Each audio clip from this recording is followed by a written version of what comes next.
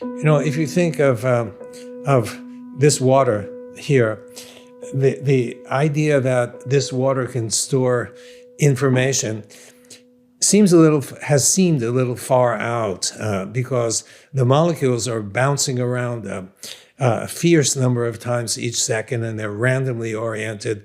And that's not the kind of substrate that you would think of in which information could be stored.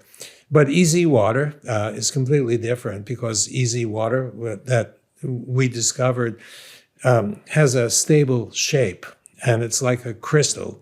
And crystals can store information. If you think about, for example, if you think about a computer memory, think about the thumb drive that you stick into the port of your computer. It's a plane. One plane contains transistors, and the transistors are in a regular two-dimensional array. And each transistor has two states. We call them 0 or 1, or on or off. And it's the distribution of these zeros and ones in two dimensions that creates the memory. Now, the question is not this kind of water, but EZ water. Does that have a similar structure? And it absolutely does, because the EZ structure, which I'll talk about as soon as we get to it, is a series of sheets, and the sheets are stacked upon one another, and each sheet has a hexagonal motif to it. The hydrogens and the oxygens of water are displayed in the regular two-dimensional pattern, which then repeats on successive sheets. It turns out, so it's got regularity, just like the thumb drive, but it also has oxygens that have not two states, but 5 different states.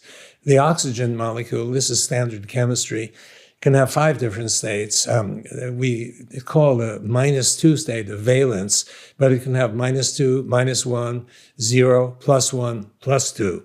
So easy water, in summary, has all the characteristics that a computer memory has.